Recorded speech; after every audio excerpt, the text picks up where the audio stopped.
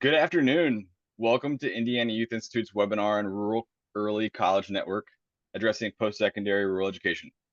My name is Tanner Pickett, and I'm the program manager of our College Career and Counseling Initiative at IYI. We're glad that you joined us for today's presentation, and we're grateful to have the chance to connect as a community of Indiana youth workers who remain committed to meeting the needs of our youth and children. So for those of you who are not as familiar with IYI, our mission is to improve the lives of all Indiana children by strengthening and connecting with the organizations and communities that are focused on kids and youth. Ultimately, our goal is to support you, the youth workers who are on the front lines working with the youth across our state. Before we begin, I'd like to share a few pointers that might help you engage with today's webinar. For any technical support issues, please use the chat feature to send a message to Erin Whitcomb. She's IYI's registration manager and is behind the scenes to assist you. Use this feature to converse as a group as well. And we also encourage you to ask questions. So use the Q&A feature to ask any questions, and we will get to as many as possible. We will try to save time at the end of today's presentation to make sure we answer all the questions that have not been addressed. Later today, you will receive an email with a link to complete the evaluation for this webinar. Please take a few minutes to let us know what you think about the presentation. If you did not receive the evaluation email, check your junk. That is where it's directed most of the time. Once you complete the evaluation, you will be redirected to your certificate of participation. Like all of IYI's webinars, this one will be on our website if you would like to revisit a portion of it later or use the opportunity to listen with other partners. Rural America often faces challenges in post-secondary readiness due to limited access to education resources, including fewer advanced courses, counseling services, extracurricular opportunities. Indiana is no different. Today, we explore those challenges and, more important, look for solutions. So today, we are lucky to have Jeremy Eltz. Jeremy currently serves as the Education and Workforce Development Manager for the Good Food Institute, a global think tank working to improve the food ecosystem and diversify protein sources. Before he transitioned to GFI, Jeremy spent the last 4 years as the Director of Rural Education at the Center of Excellence in Leadership of Learning on the campus of the University of Indianapolis. We are excited for today's presentation, so let's go ahead and get started with Jeremy. All right, awesome. Thanks, Tanner. I really appreciate you guys having me today. I really appreciate all of you coming out and attending this. Rural education is deeply important to me, and it should be important to everybody across the state and the country. I grew up rural. I went to Greencastle schools for elementary, Martinsville for middle and high school, lived in Logansport through my college time. So I know a lot about rural, and that's why this is deeply close to me. So excited to talk to you guys today. Again, if you have questions, drop them in the chat box. Tanner's going to try to interrupt me when questions come through so I can answer them.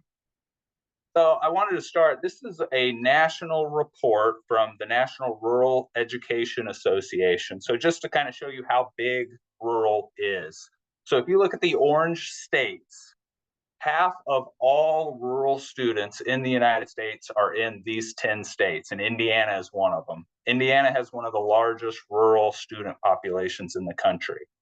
And then more students in the United States attend rural schools than attend the 100 largest US school districts combined. So when you're thinking of Los Angeles, New York, Chicago, the 100 largest school districts, there are still more rural students in this country. So we all have a role to play in improving outcomes for our rural students. So this is the report, and I linked it here so you all can check it out from NREA. So a lot of the findings they came across through their research is we need more access to psychologists and guidance counselors. And I'll show you the Indiana specific data in a second. You'll see how abysmal our access to psychologists and guidance counselors are.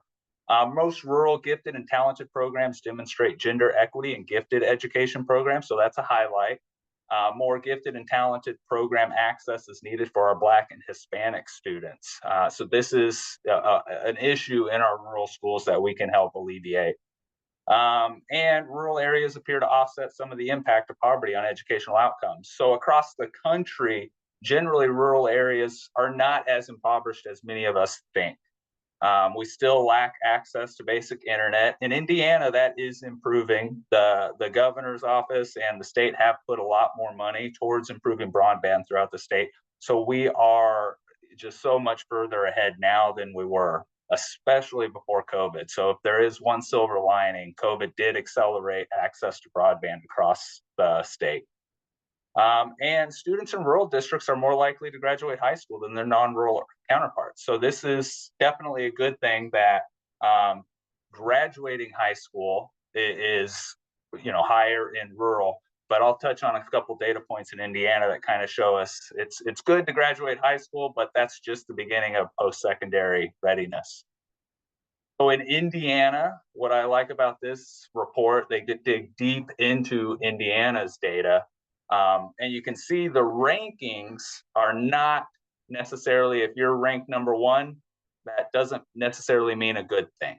So for this report, higher you are ranked, the worse off you are, unfortunately. So Indiana being ranked 11th means we are just barely out of the top 10 in bad metrics, I should say.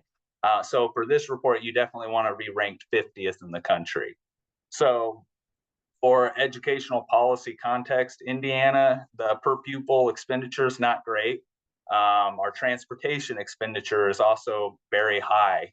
So that ratio between transportation cost and what's going towards curriculum is not great. So that's why we're ranked number one there.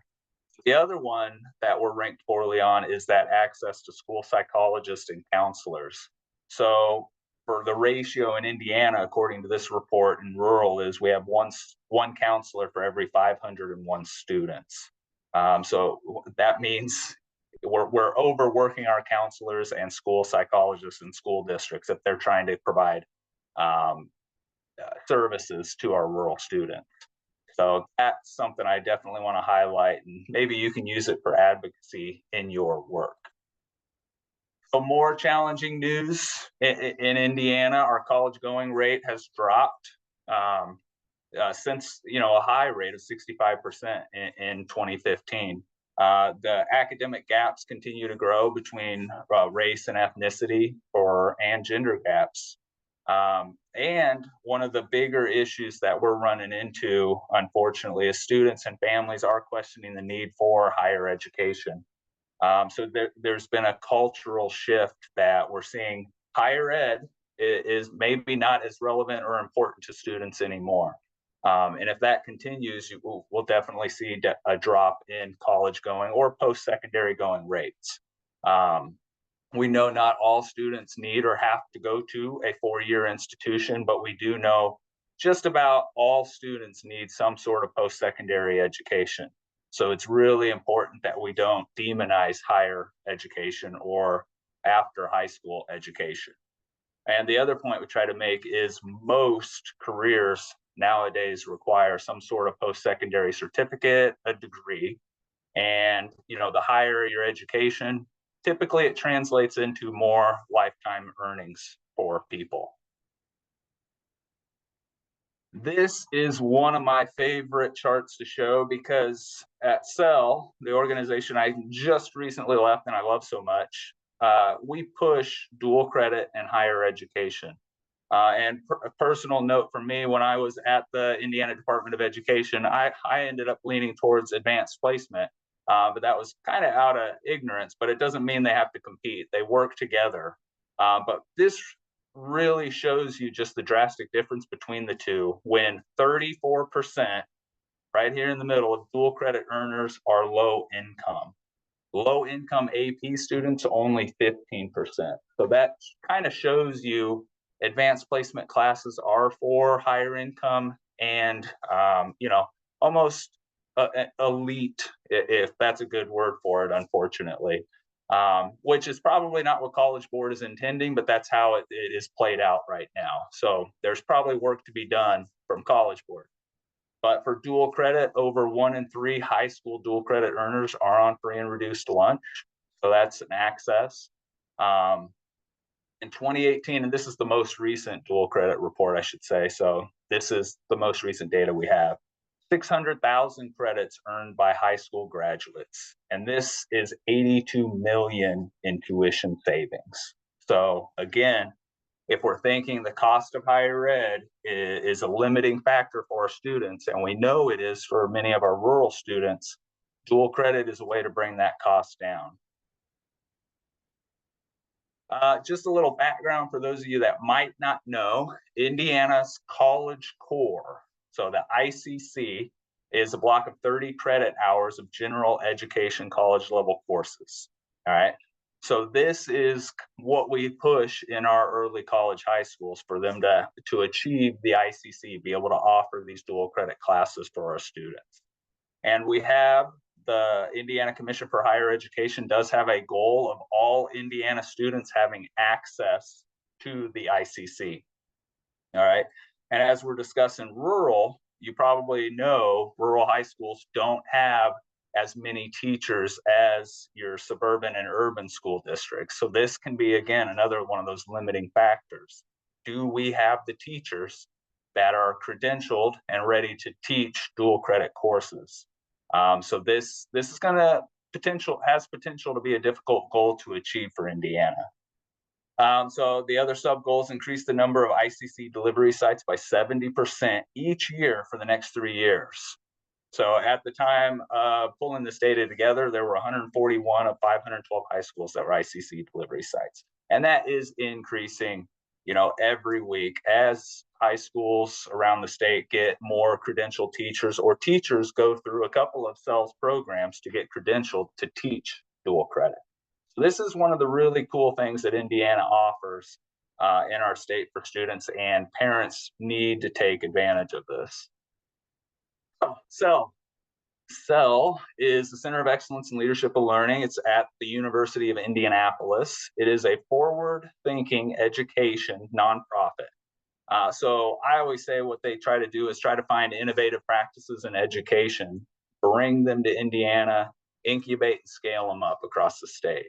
So CEL's been around for 20 years. And, one of the big things that CEL really has a strong reputation of is being a neutral convener. We're really agnostic to, higher ed or, many agendas that are coming our way. We're really just focused on what is in the best interest of students and schools. So CEL is the home of the early college program in Indiana. This is one of the earliest initiatives and strongest going initiatives that CEL has brought to Indiana and scaled up. So the program is structured around 8 core principles, and I'll show you those in a second. And CEL trains all schools around the state that want to do the early college, and they run an endorsement process. So if you have achieved all the 8 core principles, you can go through an endorsement with CEL, and CEL can deem you an early college high school, and you get a really cool banner, and you get to publicize that. So 54 plus schools. I mean, there's probably more being added right now from my CEL colleagues that are going around and endorsing schools. And here are the 8 core principles. So this is something that is very special to CEL and Indiana. A couple other states have similar things, but to me, they're not as well teased out as CEL has identified. So if you are working with a high school that has, these things in place, you might encourage them to reach out and try to go through or attend some of the trainings for early college high school.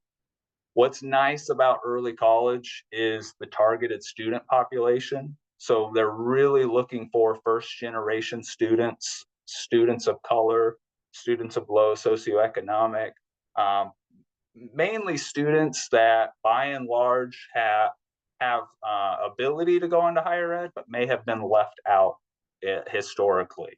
So we're really trying to get those kids into this early college cohort. Curriculum and plan of study. So what courses are students taking throughout high school? Do they have a pathway? Is it coherent? So is it one of the things we mentioned is these random acts of dual credit? It's not great for students to just take courses just all willy-nilly. We really want to make sure that it's leading to something and helps them to get into a program. And so that is something we definitely encourage schools. You may have a ton of dual credit, but is it amounting to anything? College going culture. So again, getting back to that previous stat I showed you that many kids aren't seeing the value of college. we can instill the value of post-secondary education in high school. You know, showing them college swag, letting students know where they went to college, students sharing their college admissions letter. There's a ton of things you can do for college going culture, even doing field trips to colleges. Rigorous instruction. Are the students prepared for higher ed? This is something that historically people have kind of looked down on dual credit for, is they don't think it is actually a college course. Well, I can tell you now, they are college courses. So when a teacher is a dual credit Ivy Tech instructor at a high school, they are teaching the Ivy Tech course or the Indiana University course. These are rigorous courses. Providing student supports. So what do students need to achieve these college courses? The schools identify and provide those. It could be increased instructional time, study halls, tutoring, pretty much anything the students need, the schools are trying to provide. Collaboration and partnerships. Who are your higher ed partners? Do you have business partners? Are there nonprofit organizations, IYI? You know, folks like that that could support an early college program, because these do take a lot of work and they need support. Leadership and staffing. Staffing is one of the number one reasons a school may or may not be able to achieve the ICC. Do we have the teachers? Are they credentialed? Are they able to teach dual credit classes? And then are they able to teach the dual credit classes that are a part of the ICC or another pathway? And then data collection and analysis. So are they collecting data on their students, attendance rates, tardies, all the dual credits they're taking, any sort of thing like that that can help them track where students are at and where they need to be. So why do we push early college? It benefits the students and the family. It makes higher ed obtainable to families, especially our lower income or those first generation or the marginalized youth. That's one of the big things too, other than the affordability, just the willingness or the belief that you can go into college. We see too many kids that don't believe they can go to college or any, post-secondary. But if they get a couple courses in high school under their belt where they get more support, more time, things like that, then they start to develop the confidence that they can achieve in higher ed. The targeted supports. So again, college may not provide the same supports that a high school can. You know, you're taking a course potentially seeing the teacher every day versus maybe every other day or only 2 times a week in college. So there are these support systems that will enable students to find success. The cost savings, I mean, you can't beat that. Families, our dollar is not going as far as it once did. The cost of higher ed has, far outpaced inflation as well as, salaries. So how can we make college affordable? We can knock out the ICC in high school. And then time to completion, accelerating entry into the workforce. One of my favorite stories is from one of my favorite high schools, Rising Sun, Indiana. They had a teacher that she was a student in the high school. She was able to get, I believe, her associates, but don't quote me on that. She went to an educator prep program for about a year and a half, came back, did her student teaching at the high school, and then became a teacher the next year. So she was only gone basically for a year and a half. And then she was a full-fledged teacher within 2 years in the district because she took advantage of all the early college opportunities at her high school. So now digging into our rural early college network. So this was the brainchild of Dr. Janet Boyle, and she received the federal Education and Innovation Research Grant from the U.S. Department of Ed in 2019. So this enabled us to put together this rural early college network. So you can see at the map, these are all the rural high schools that we've been working with for the past 5 years. And you can see that from the smallest is 200, the largest is almost 1,500 students. And they do have high average free and reduced lunch rates. All right, we again cover extreme southern Indiana to the farthest point north. Our goals with this network were to increase student college readiness, and post-secondary acceptance, increase their career readiness and opportunities, and then build efficiencies within the RECN schools.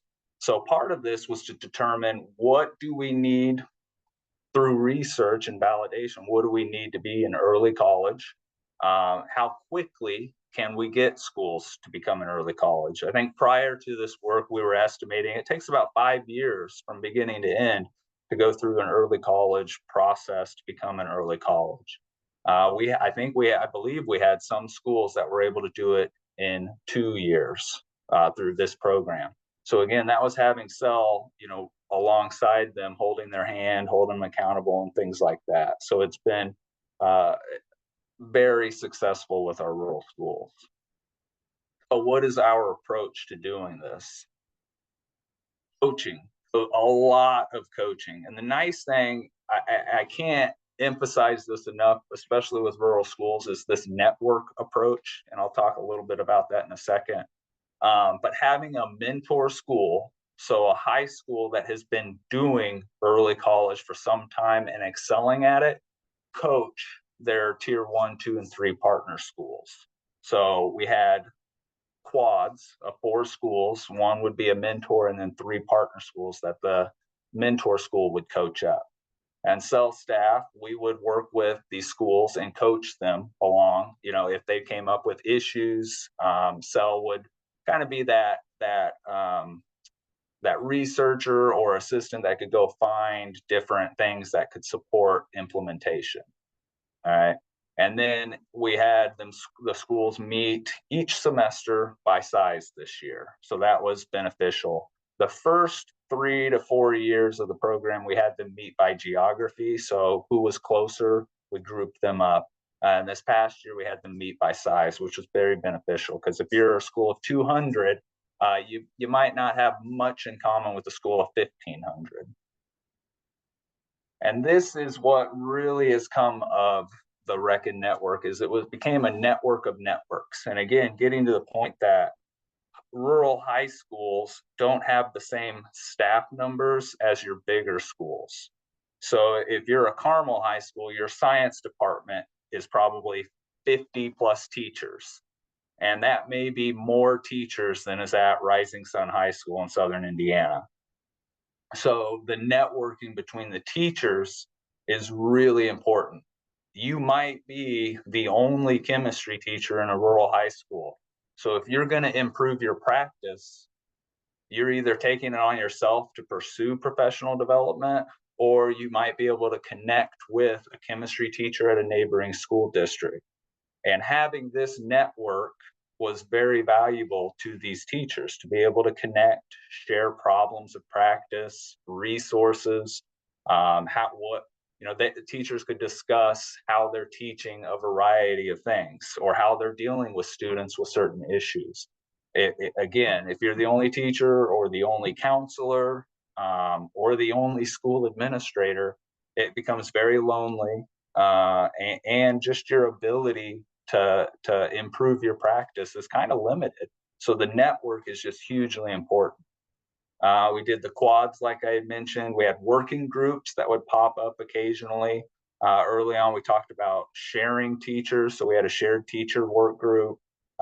We had middle school principal work group, counselor work groups, things like that. By size, role specific, again, that we talked about, where a chemistry teacher could meet with a chemistry teacher, counselor meets with a counselor. We had project leadership teams. So this was really overseeing, the day-to-day, week-to-week, month-to-month. Are we achieving our goals? Is everyone working towards a common goal? The school leadership teams are really important. So having a team in place that can oversee, again, making sure we're not having random acts of dual credit, making sure the data is good, that we're collecting it, that we're using it, that it's guiding the initiatives we're doing, that we're providing the supports. School leadership team is hugely important through this work. So again, the networking, really focused on relationships early on. And again, this may have been one of the silver linings of COVID once again, is we started this project and then COVID hit and we kept it going. And it really became in my opinion, one of those things that really bonded the network together. Principals would get together and ask, "What are you doing for prom? How are you doing graduation?" They were really able to rely on one another. So those relationships were key. And I think many of you that are working in schools or out of school programs, we know education is a relationship industry. If you don't have good relationships with the people you're working with, you're really going to hinder your work. All right. And then variety of meetings. So we set up opportunities for the schools to meet with one another. We had a full network of our 20 schools that they would all meet. We do that once or twice a year. We had the quads meet. So again, the mentor school with their 3 partner schools. So those would meet and they would switch different schools that they would go to. And at these quad meetings, we could have problem of practice analysis. We could do touring of schools. Teachers could actually go observe other teachers. And that is one of the best professional developments for a teacher, is to go observe other teachers. It's something I highly recommend doing. Project leadership teams, meetings, and then annual retreat. So once a year, we bring everyone together to review the work that we've done, to go over the data. So we were always working towards the goals we set, pushing the schools along and working with them. Professional development. So again, the teams would visit each other's schools. That is incredible professional development. The cell team would visit each school as well and try to talk with each, see what issues were arising, and again, go back and figure out what we could do and develop to support them. We've met with principals and superintendents every year, and we always would focus on 1 to 2 of those early college core principles. So that rubric, those 8 core principles, is really our North Star, our guiding light in this work, is making sure that you're always focused on those, because those have been made through years and years of work, research, so they've evolved to the point they're at today. And then we assess frequently. What do you need help with? We surveyed frequently. And when they would tell us what we need, we'd create groups to assist with those things that they needed. Parent outreach became huge. How are you communicating to parents? What resources are you using to reach out? Marketing of schools became big. So that is something schools typically don't think about, is how do we market what we're doing? And in the political environment we're in, you have to be able to communicate to your community what you are doing effectively and make sure that it's getting to everyone, because it only takes a couple of parents to say, this school's not serving my kids, or they're doing some weird stuff. So as a school, you communicate what you're doing. Parents need to know what's going on behind those walls, even if they're not able to go there and visit as frequently as they'd like. And then just sharing the resources. This has become, because schools are so competitive now, fighting for students pretty much, they may not be willing to share resources. So this network really opened up. When one school would create something, they'd share it with others. And that was really important. And then CEL would present webinars or find experts that were able to present webinars on different topics of need. So early lessons from this: you have to be adaptable and flexible, and build some fun in. This is how we have to encourage people to do the work. It can't be just drill and kill. We have to meet people where they're at and build in some time to build those relationships. Everyone prefers in person. I really appreciate all of you being here virtually, but in person is better. It's almost always better, and relationships are built much faster in person than through webinar and virtual. Frequent contact, getting projects moving, check-in points, all of that. If people think it's important, they're going to make it work. So this is something, and a reason why we were able to keep it going during COVID was all these schools were invested in the success of their early college. All right. So things that we've shared nationally at this point is the mentor partner structure is very, very important and effective. So again, having a school that has been where you want to be is really helpful. Schools like to meet with similar sizes, obviously. Very similar challenges. Role specific team members, role specific groups are great. So again, having those science teachers be able to meet, English teachers meet. And then again, some schools, even if they weren't mentors, there's probably something excellent going on at a school, and being able to shine a light on that, let people know about it. And again, that is probably one of the most beneficial things of the network too, is being able to share those best practices quickly with people. Because again, rural schools, they're humble and don't want to brag about what they're doing.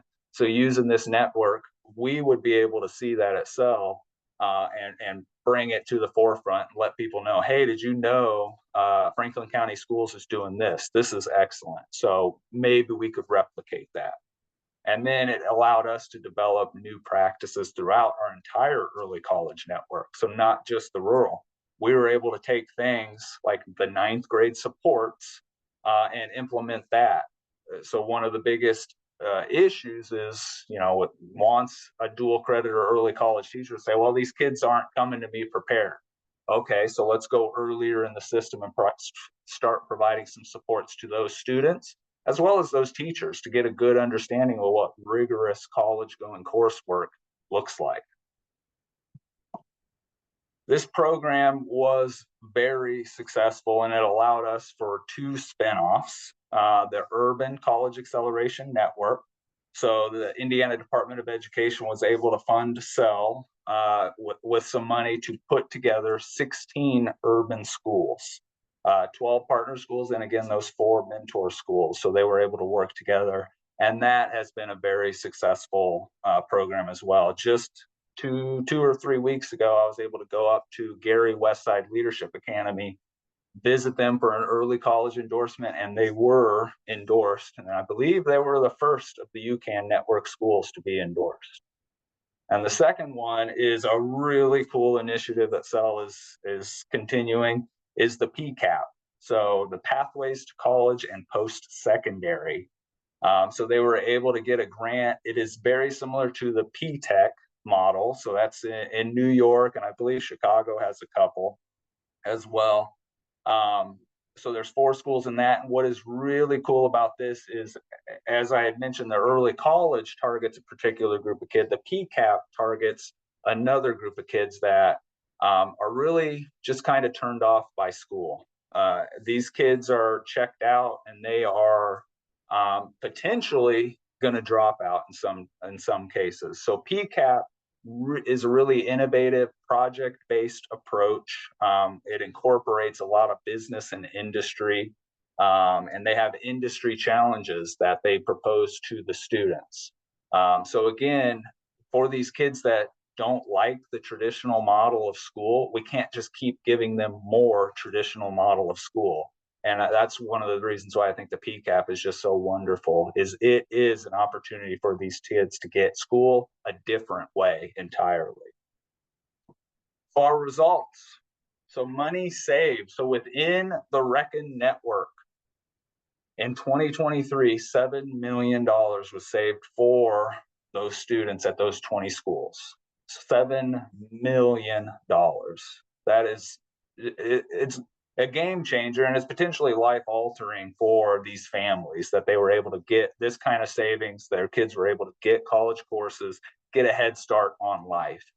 ICCs earned in 2023 439. So 439 kids across this network were able to get the first 30 credits knocked out before going to college, basically. So huge. I can't stress that enough.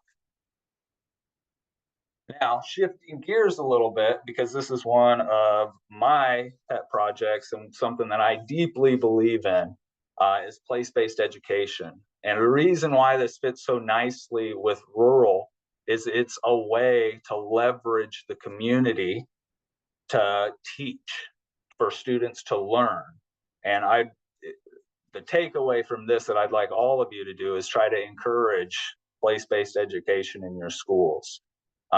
There's no reason we have to keep kids in the classroom for the 360 minutes a day. We can get them out in the communities doing things. They can learn through the community. PBE is very similar. I think all of us are aware at this point of project-based learning. That was something that I pushed when I was doing STEM for the Department of Education. But PBE is project-based learning, but in the community, leveraging the history, the culture, the resources, the organizations, the businesses of the community to learn. It's real world, it's hands-on, it's been proven to increase academic achievement. Students learn to appreciate the natural world around them. And it also, and this might be the most important part of it, is this heightened commitment to serving and contributing as citizens. And one of our ulterior motives of doing PBE is if we think the kids are engaged in the community, that they've done something good, that they have connections and a network within their community, they are more likely to return to that community. They may not return right after college, but eventually they're likely to return, or the odds of them are returning are increased. So if you're working in a very rural area, PBE is one of those things that could bring the students back. If they don't feel connected to their community, why would they come back? PBE connects the kids to their community. So just these are the basic tenets of place-based education. So local to global context, what you're doing in your rural community does have an impact globally. You may not know it, but your ability to work with these community organizations shows it. It's learner-centered, so it's really focused on that student, what their desires are, what their interests are, what avenues they want to pursue. It's inquiry-based, design thinking. So they're potentially looking at a problem within their community and coming up with solutions for it. The community is the classroom, and I'll show an example of one of these shortly. So again, getting those students out to work with their community, and it's interdisciplinary. I always say interdisciplinary approaches are the most efficient approaches because you're not just teaching math for 50 minutes and then going to your social studies class for 50 minutes. You're potentially learning math and social studies at the same time. You're giving context to learning by doing this. So one of the examples I want to share is from Seeger High School. And I don't think every high school has to do what Seeger does, but I want to show what they did. So this was one of our high flyers in the Rural Early College Network. This is the process they took when we did a place-based education workshop with them. They took that professional development, went back to their school and did a brainstorming with their students. So what do they love about Warren County and how could it be better? So working with the students, they landed on a coffee shop. That Warren County needs a coffee shop. So they started to think about what do they need to do a coffee shop? Where could they put the coffee shop? How do we get money for a coffee shop? Again, putting all of this on the students to do. Your students are more capable than I think any of us truly understand. So they did a crowdfunding. They sent letters to businesses. They encouraged everyone to donate.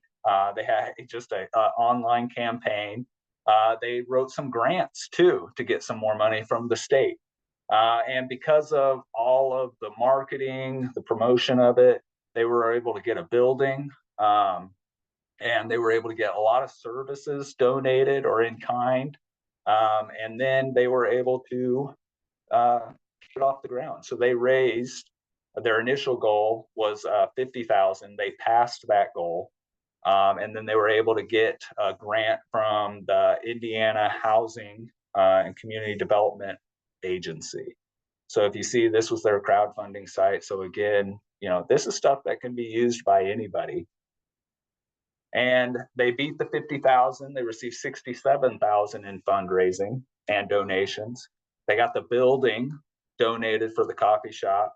An attorney provided their legal fees, and then free trash services, free roof inspection. So it's interesting how much a community will do for their kids when they see the kids being active.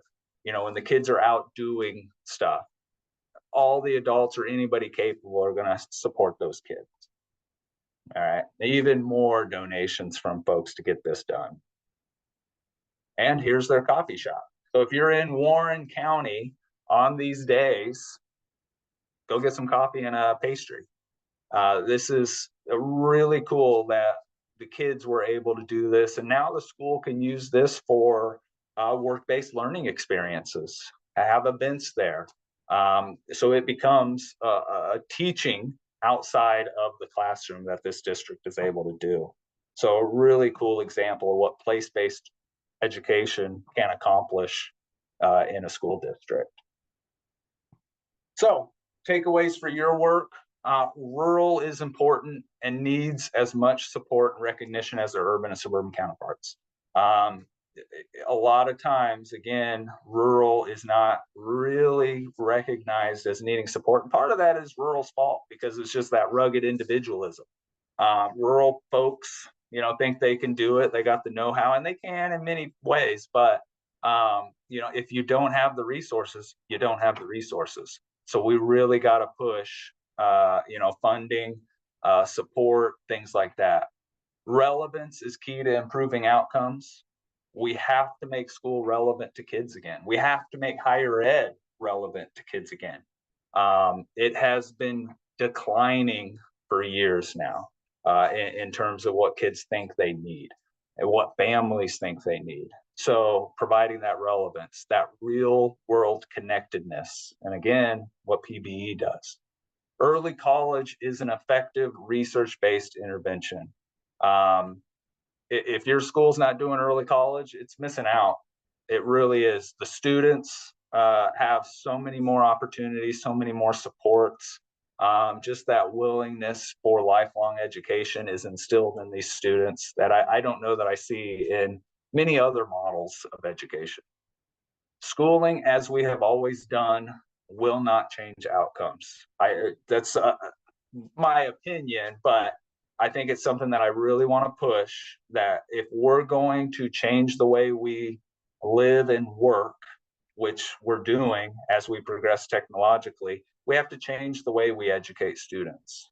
So thinking of different models of education, different models of pedagogy, how are we teaching kids? To me, place-based education, the PCAP model, the early college model, all of these things are ways to change how we do business so we can improve outcomes. Networking is vital for rural. All right. So if you are an outside organization or somebody that is working outside the school building, how can you help network them? How can you connect schools to resources or even just human resources, human capital that can support these schools? And then just in whatever role you're at, how can you advocate for more rural support and resources? I think, our state legislature, any of these educational stakeholders, decision makers, they need to hear more stories of rural to put it at the top of their list of things they want to support. And as you know, the next legislative session is a funding session. So the more you can let our legislators know of rural, that would be key. So think of the ways you can communicate and stories you can tell. Here's contact information. So again, I have moved on from CEL. I'm at the Good Food Institute. Dr. Janet Boyle at CEL, here's her contact. And Krista Hensley, she is my place-based education colleague, and she is wonderful at this and would love to talk to you all about place-based education. So now, I think Tanner has probably been collecting all the questions as I just kept going. So I am going to stop share and let's see if we have some questions. Yeah, Jeremy, we had one early on with just the 6% decline in going on to college, or more of those rural students going into the trade school. Yeah, it's possible that students are moving on to trade schools. If they went on to Ivy Tech, that would play out in the data that they were moving on to post-secondary. So if there is a trade school or, you're going into the skilled trades or a union or something like that, that may not show.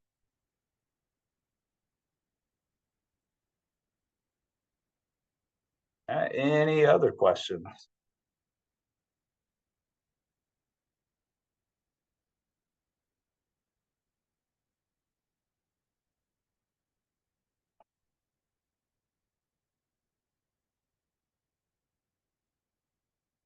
Good question, Bill. How are we getting the word out to parents? I mean, that's a fantastic question. I think some of it falls on the schools. They have to do a better job. We also got to figure out what is the best avenue to get messages out to parents. I was at one school in Southern Indiana that records YouTube videos because a lot of their parents are on YouTube. So that was a very effective strategy, and they were able to follow or track how many views they were getting. So that kind of gave them how much spread they were having. Some it's Facebook, some it's Twitter, some they're doing the robo calls, things like that. I think we really have to think long and hard about how we get the message out to parents, because the where they're at is not common among every single parent. So we got to use every single avenue to reach parents. I'm not really on social media. So if my school is just doing Facebook, I'm probably not going to see what they're doing. If you have a local radio station, leverage that. A local newspaper, leverage that. I tell schools all the time, when you do anything good, contact your local paper. A lot of local papers are hard up for news stories, so they will appreciate getting a news story from a school district. So any an opportunity, get it in the news.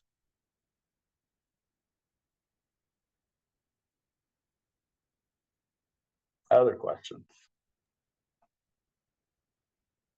So I got one in. We are facing a common stigma of Ivy Tech that other universities do not take the credits, like apply them as elective. So students, parents are saying, why do early college if they have to take the classes over anyway?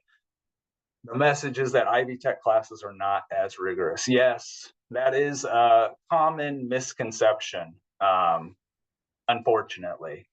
So the early college credits, the ICC has to transfer to other state universities. Now, that's not the case with the private schools. So the private schools may or may not deliver college credit. And we have heard cases of, some of the bigger universities denying it or trying to offer elective credit, and they can't. What we try to encourage is that student advocacy. So the student does have to fight with admissions a bit, or who their registrar is, things like that, or go back to their high school. And a lot of times the high school counselor knows what schools or what courses may get challenged. We don't want parents and students just accepting it, though. And that I think is one of the bigger problems, is that if a kid goes to IU and IU says this credit is an elective now, the kid accepts it and moves on. And that doesn't have to be the case. If you took something, as Bill dropped in the chat, the transfer library, if you took something on the core transfer library, you should get credit for it.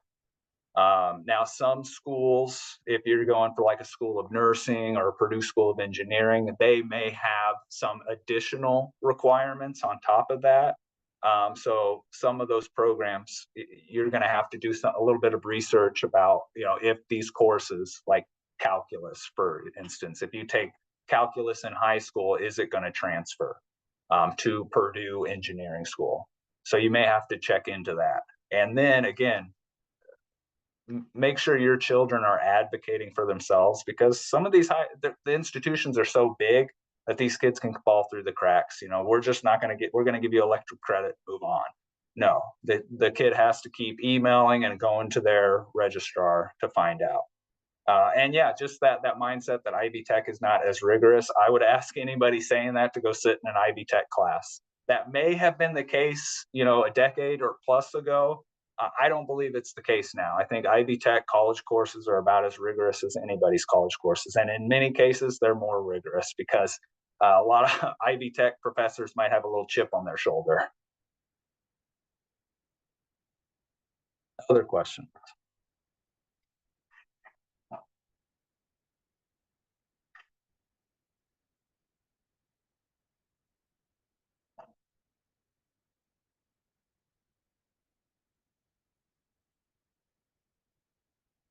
All right. I'm given adequate wait time.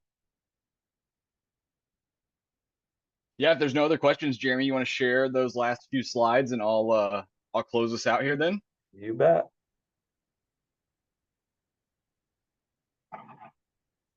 And as a reminder, if you didn't click on the link in the chat with already, they will come out this afternoon in an email that will also contain a survey for today's webinar.